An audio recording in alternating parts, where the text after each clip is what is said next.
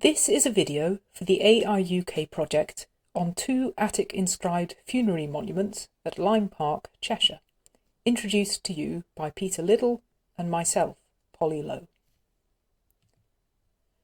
Lyme Park, a National Trust property close to Stockport in Cheshire, is home to 2 ancient Athenian stone inscriptions and 1 piece of uninscribed Athenian sculpture. These marbles are the legacy of Thomas Legh, 1792 to 1857, who inherited the Lyme estate and with it a significant fortune upon his father's death in 1797.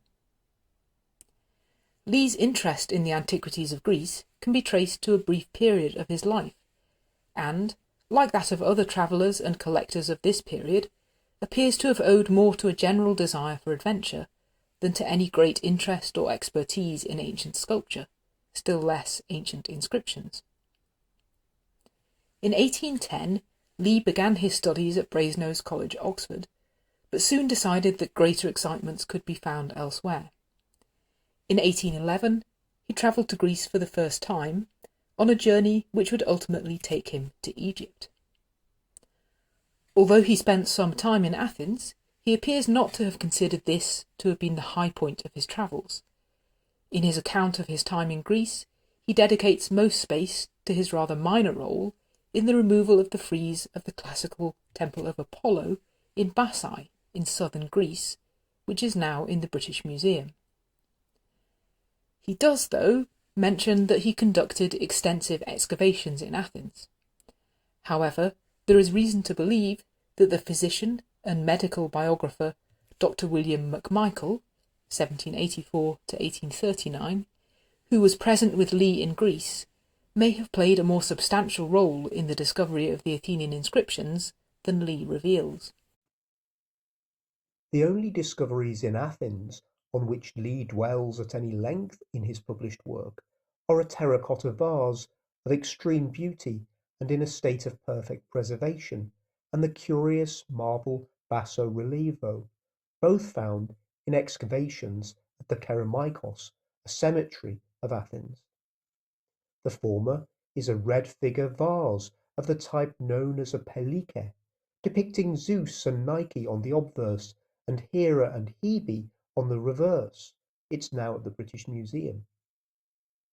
The other piece is the uninscribed funerary monument or dedication still now today at Lyme Park. This piece depicts a seated male holding a scroll and facing a comic mask, while a second mask hangs above him. These features suggest an association with comic poetry. The sculpture may have formed part of a funerary monument or dedication, but we can't be sure which. The 2 inscribed sculptures at Lyme Park are both funerary monuments.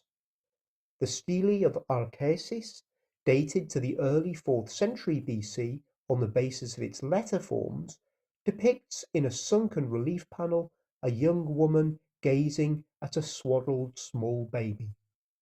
The image suggests that Arcesis died in childbirth. The depiction of a deceased mother interacting with an infant or child would serve to underline her maternal status. The profound humanity of this monument resonates with the great sadness engendered by death in childbirth. This was a theme relevant to the family of Legh, whose wife, Ellen Turner, died in childbirth in January 1831, aged 19, and was commemorated with a neoclassical monument. The other inscribed monument at Lyme Park, also dating to the 4th century BC, is a grave marker of the type known as a naiskos, a little temple, bearing the names of Melisto, daughter of Hegestratos of Oion, and Epigenes, son of Mikrion of Eleusis. The seated woman seems to be Melisto. She clasps the hand of Epigenes in a gesture called in Greek dexiosis, which suggests a bond between humans which transcends life and death. Melisto appears to be about to lift her veil with her left hand. This motion, known as anacalypsis, may evoke the act of marriage or married status. Melisto and Epigenes, then, are likely to be husband and wife. The female figure in the background is likely to be a slave, and holds a box, perhaps a jewellery casket, which signifies the wealth of the family. We know from the fact that their names include references to their home demes or villages, Oion and Eleusis, that both of the deceased were Athenian citizens. It is perhaps significant that, although the two are evidently married, Melisto is referred to by her father's name, Hegestratos, rather than her husband's. This may indicate that she had an ongoing connection with the family of her father. It is quite possible that she was an heiress, an epikleros, whose father had died without leaving a direct male heir. In that case, presumably her father, before his death, would have betrothed her to Epigenes. Epigenes would have administered her wealth until they produced a son who would inherit it. Indeed, the jewellery casket may well signify the wealth brought to the family in the shape of Melisto's inheritance. The absence of any detailed excavation record means that we don't know about the original context of these marbles. We know nothing, for instance, of other objects that would typically have accompanied them in the family funerary enclosure or Peribolos in which they were originally set up, like this one at Rhamnous in northeast Attica. We know more about the context which Legh envisaged for them. The 3 pieces of sculpture were set up in Lyme Hall's library as part of Legh's refurbishment of Lyme Hall, which was undertaken from 1814. The stele of Melisto and Epigenes was set above the fireplace, and the 2 other pieces were placed in an alcove to the right of the fireplace. The uninscribed sculpture can be seen in a 19th century watercolour by Emily Jane Wodehouse, Lady Newton.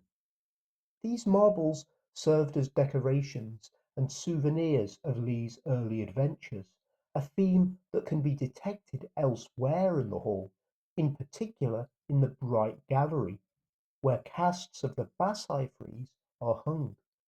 They remain there today and can be viewed, as can the other pieces of marble sculpture, by visitors to this National Trust property.